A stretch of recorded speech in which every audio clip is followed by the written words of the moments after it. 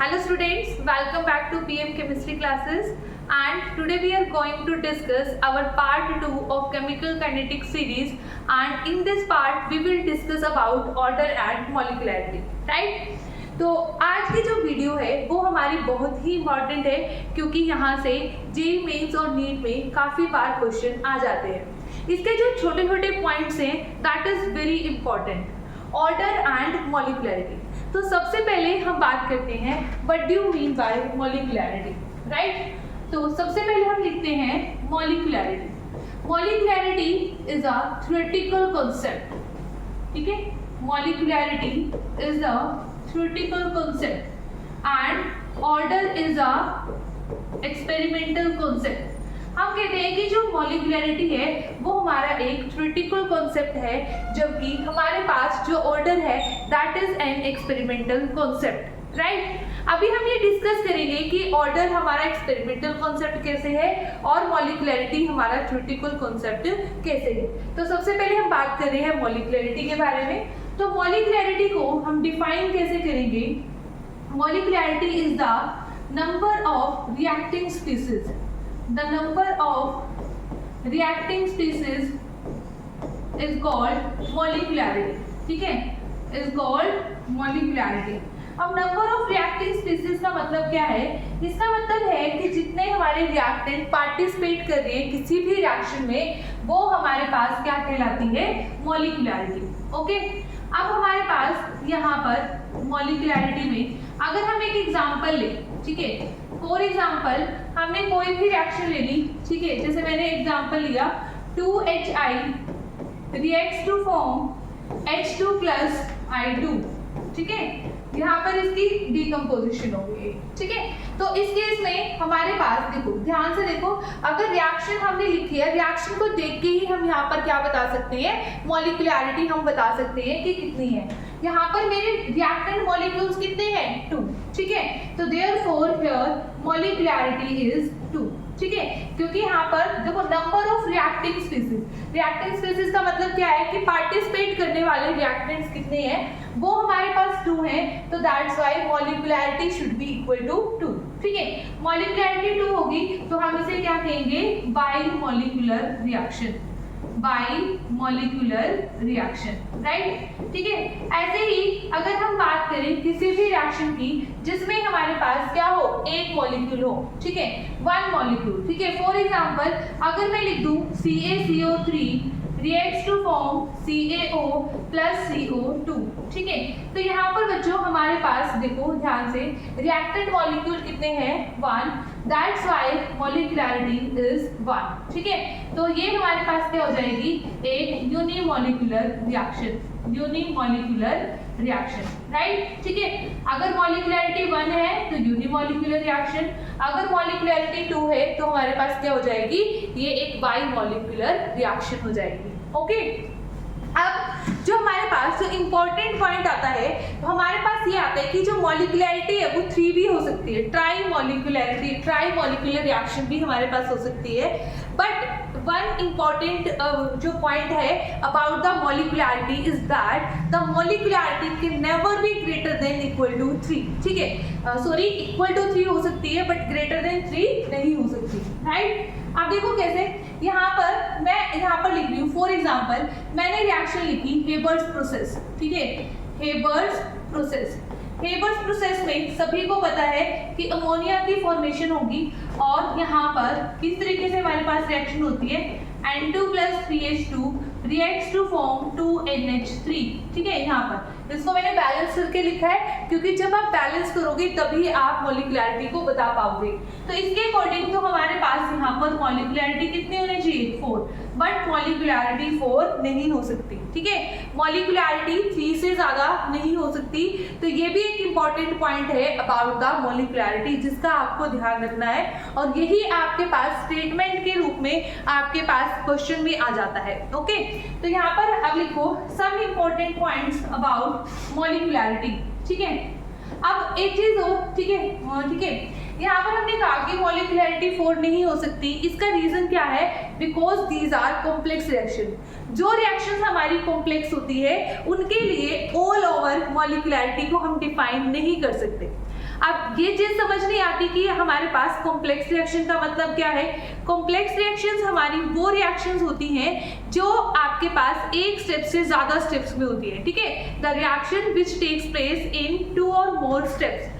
तो उनके लिए हम क्या करेंगे, उनके लिए ना हर एक स्टेप के लिए अलग मॉलिक्युलरिटी डिफाइन होगी, ठीक है, राइट। मतलब वहां पर हम इस पूरी कॉम्प्लेक्स रिएक्शन के लिए एक ओवरऑल मॉलिक्युलरिटी नहीं लिख सकते हम, बल्कि क्या होगा, जैसे कि फर्स्ट स्टेप के लिए मॉलिक्युलरिटी अलग होगी, सेकंड के लिए अलग होगी और थर्ड के लिए अलग होगी, ठीक है। तो वहां पर इंडिविजुअल स्टेप्स की जो मॉलिक्युलरिटी डिफाइन होती है, ओवरऑल कॉम्प्लेक्स रिएक्शन की जो मॉलिक्युलरिटी डिफाइन नहीं होती, ओके, ठीक है। तो इसलिए हम लिखते हैं कि molecularity can never be greater than 3। अब some important points about molecularity, ठीक है, some important points about molecularity. First, that molecularity can never be 0, ठीक है। अब खुद ही सोचो, क्या मॉलिक्युलरिटी कभी 0 हो सकती है? नहीं हो सकती, है ना, क्योंकि कोई ना कोई रिएक्टेंट मॉलिक्यूल तो होगा ही जो पार्टिसिपेट करेगा, ठीक है। तो मॉलिक्युलरिटी cannot be 0, molecularity cannot be 0, ठीक है, राइट। First point. अब यहाँ पर मैं सेकंड पॉइंट में ही ये सारे पॉइंट लिख दूंगी। अब ये बताओ, क्या मॉलिक्युलरिटी फ्रैक्शन में हो सकती है? ठीक है, कि हम ये कहें कि हाफ H2 रिएक्ट कर रहा है, ठीक है, या फिर हम ये बोले, ठीक है, तो मतलब मॉलिक्युलरिटी हमारी फ्रैक्शन में नहीं हो सकती, ठीक है। एंड थर्ड थिंग, क्या मॉलिक्युलरिटी कभी नेगेटिव में हो सकती है? नेगेटिव में भी नहीं हो सकती। क्या हम ये कहेंगे -2 मॉलिक्यूल्स एक रिएक्टेंट का रिएक्ट कर रहा है तो -2 नहीं होगी, ठीक है। तो मॉलिक्युलरिटी ना तो नेगेटिव होगी, ना 0 होगी और ना ही फ्रैक्शन में होगी। तो फर्स्ट पॉइंट तो हमने लिख दिया, molecularity can not be 0। Second point, molecularity can not be in fraction और नेगेटिव, ठीक है, और नेगेटिव। मॉलिक्युलरिटी ना तो फ्रैक्शन में हो सकती है और ना ही नेगेटिव हो सकती है, राइट। उसके बाद हमारे पास जो थर्ड है हमारे पास, that is the most important point and that is मॉलिक्युलरिटी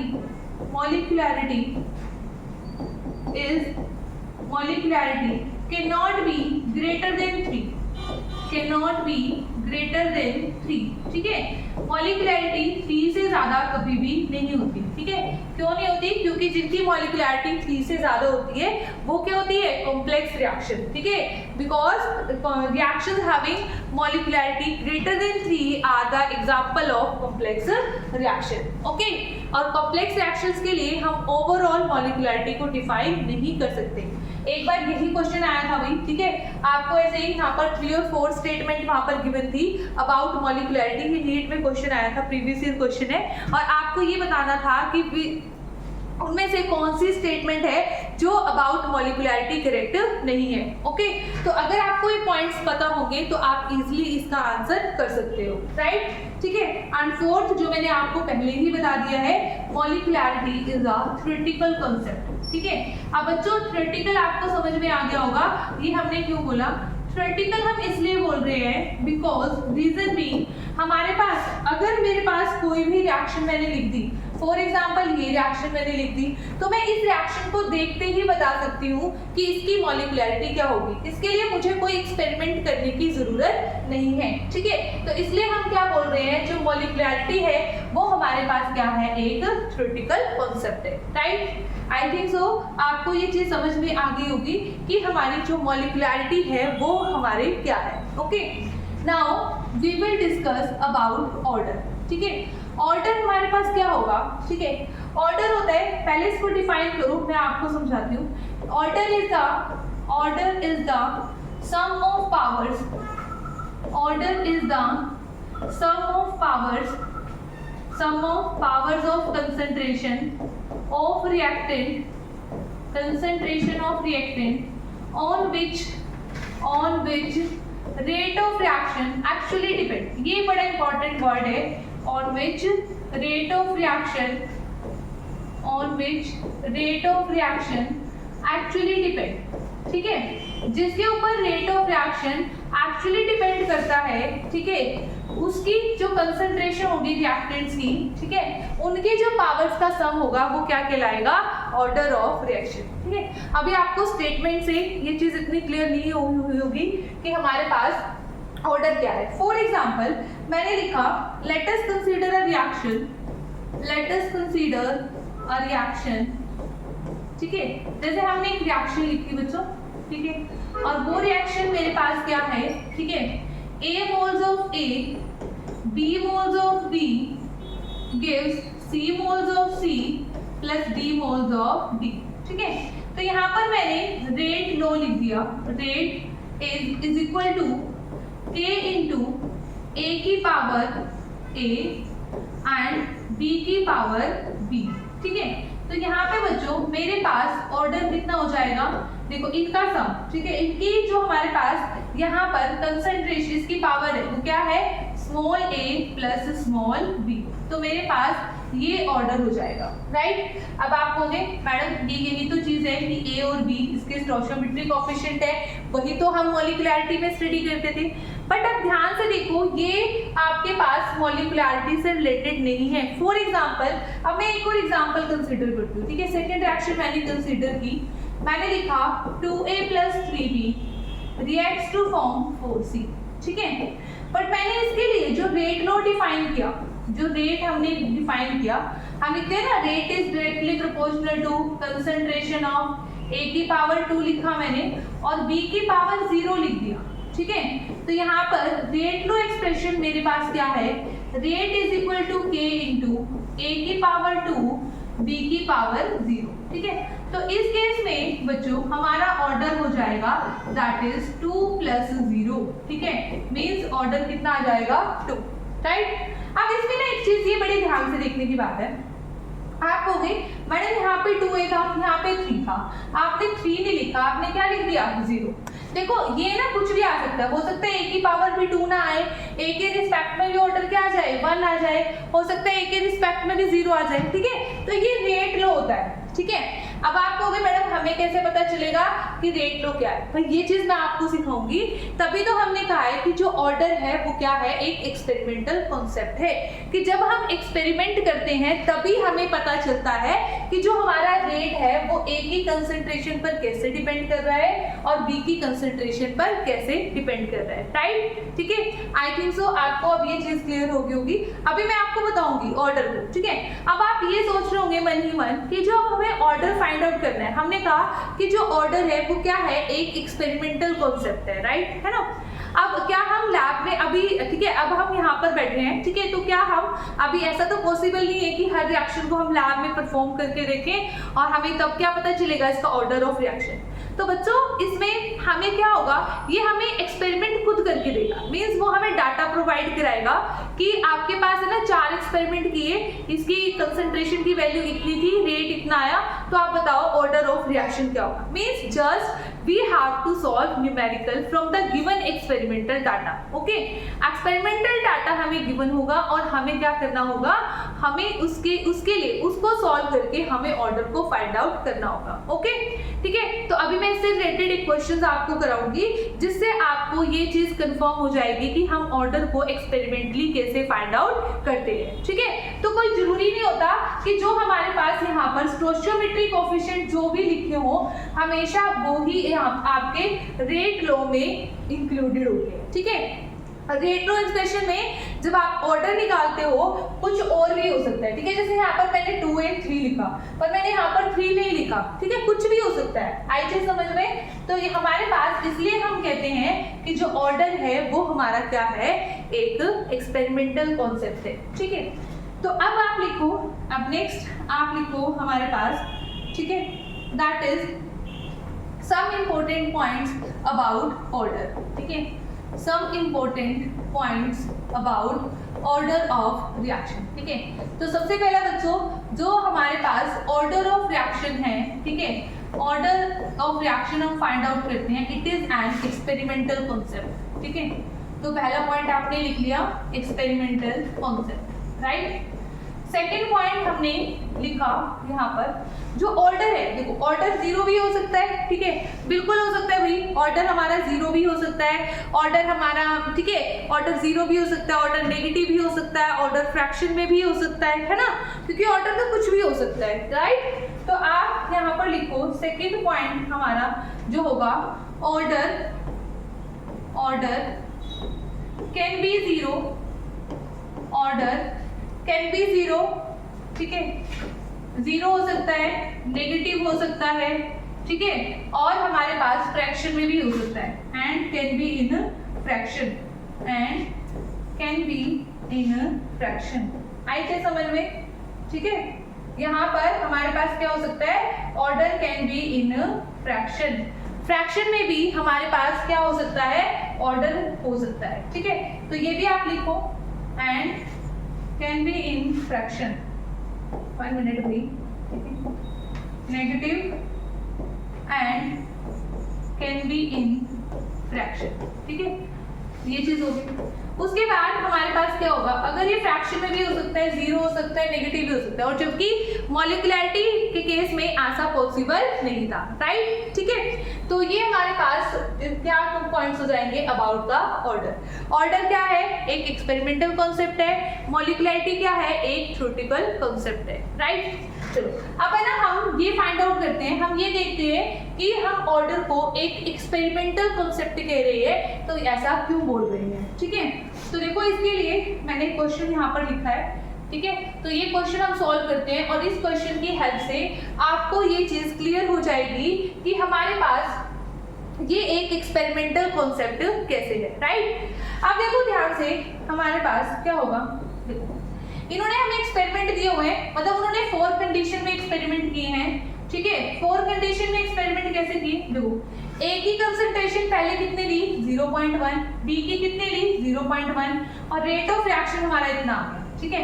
ऐसे ही बच्चों फिर सेकंड कंडीशन में देखो ए की कंसंट्रेशन चेंज कर दी, बी की कंसंट्रेशन चेंज कर दी, ठीक है, तो रेट कुछ हो रहा है। फिर ऐसे ही थर्ड एक्सपेरिमेंट में, और ऐसे ही फोर्थ एक्सपेरिमेंट में, राइट, ठीक है। अब हम फाइंड आउट करते हैं इस एक्सपेरिमेंटल डाटा से कि हम जो हमारा, ठीक है, इस एक्सपेरिमेंटल डाटा से कि हम ऑर्डर ऑफ रिएक्शन को कैसे फाइंड आउट कर सकते हैं, राइट। अब देखो ध्यान से मेरे पास, इसके लिए ना आप है ना रेट को पहले एज्यूम कर लो, ठीक है, रेट को पहले आप लोग एज्यूम कर लो, क्या, let rate is equal to, rate is directly proportional to A की पावर अल्फा मान लो और बी की पावर बीटा।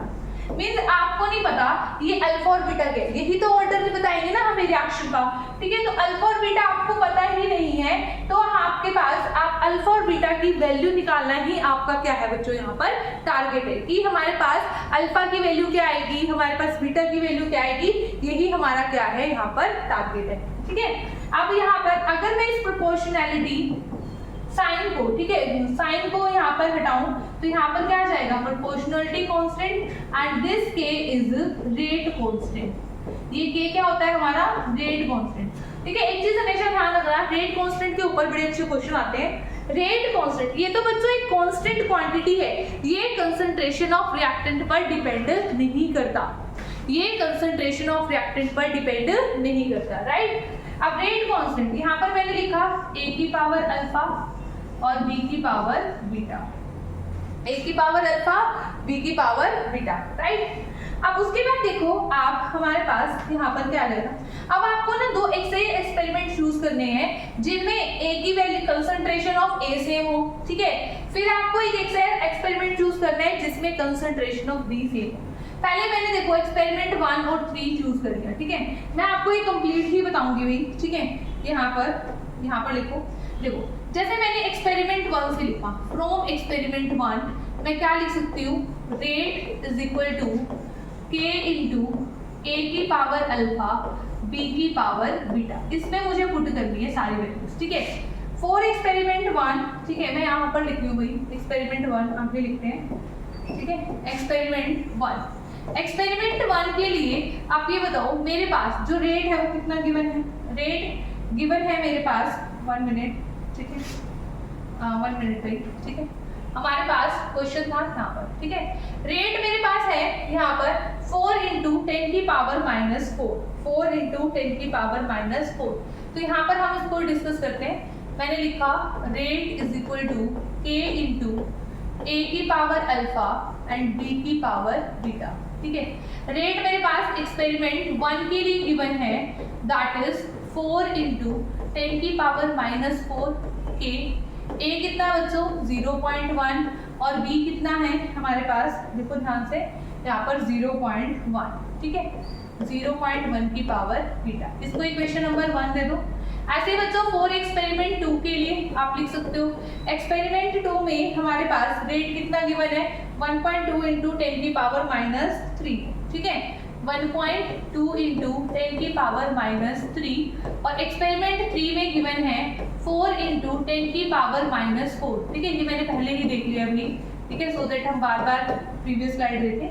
और उसके बाद जो लास्ट में है वो है 8 × 10⁻⁴, ठीक है। अब यहाँ पर हमारे पास k तो सभी में लिख लेंगे, ठीक है, यहाँ पर इनकी कंसंट्रेशन हम लिख लेंगे, ठीक है।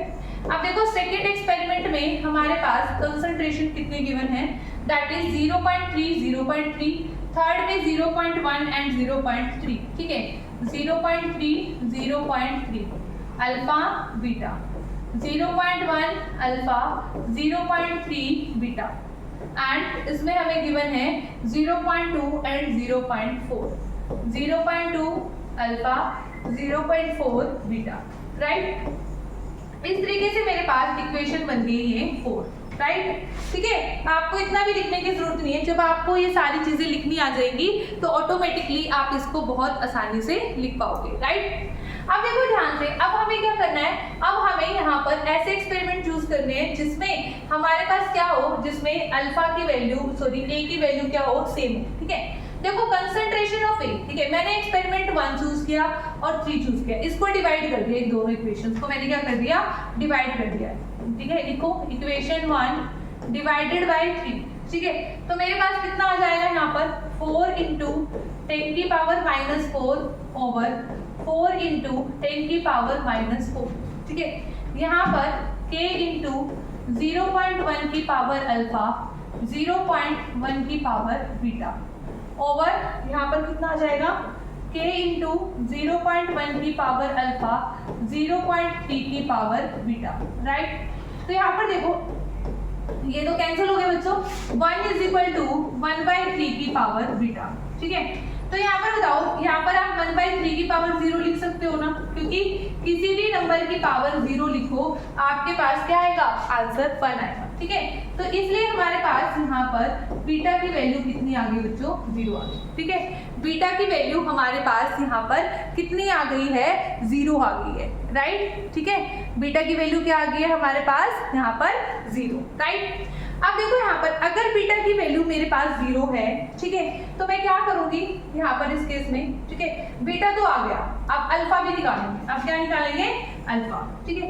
अब देखो ध्यान से, अब हम क्या कर रहे हैं, इक्वेशन नंबर, ठीक है, 2 एंड, ठीक है, अब ऐसे एक्सपेरिमेंट चूज करो जिसमें b की कंसंट्रेशन सेम हो, ठीक है। देखो ये ना 2 एंड 3 को डिवाइड कर दो, डिवाइड इक्वेशन 2 एंड 3, ठीक है। अगर 2 एंड 3 को आप डिवाइड करोगे, आप इसको सॉल्व करो, ठीक है, 2 एंड 3, ठीक है, 1.2 × 10⁻³ है, तो बच्चों मैं ऐसे लिख दूं 12/10 × 10⁻³ और यहाँ पर क्या जाएगा 4 × 10⁻⁴, यहाँ पर k × 0.3 की पावर अल्फा, ठीक है, 0.3 की पावर बीटा, ओवर k × 0.1 की पावर अल्फा एंड 0.3 की पावर बीटा, ठीक है। इससे ये कैंसिल हो गया, इससे ये कैंसिल हो गया। यहाँ पर देखो ध्यान से, ये 10⁻³ कैंसिल, यहाँ पर कितना आ गया 3, ठीक है। तो हमारे पास जब हमने 3 = 3 की पावर अल्फा, तो बच्चों यहाँ पर हमारे पास अल्फा की वैल्यू कितनी आ गई है 1, अल्फा की वैल्यू कितनी आ गई हमारे पास 1, राइट। तो हमारे पास देखो इस तरीके से जब हमने कैलकुलेट किया, अल्फा हमारे पास क्या आ गया 1, और जबकि बीटा हमारे पास क्या आ गया बच्चों यहाँ पर 0, आई चीज समझ में? तो हमारे पास यहाँ पर अल्फा की वैल्यू 1 और बीटा की वैल्यू हमारे पास कितनी आ गई है 0, राइट? ठीक है, तो इस तरीके से हमने यहाँ पर एक्सपेरिमेंटल डाटा हमें गिवन था और हमने एक्सपेरिमेंटल डाटा की हेल्प से हमने क्या किया, value of alpha and beta को फाइंड आउट कर लिया, राइट?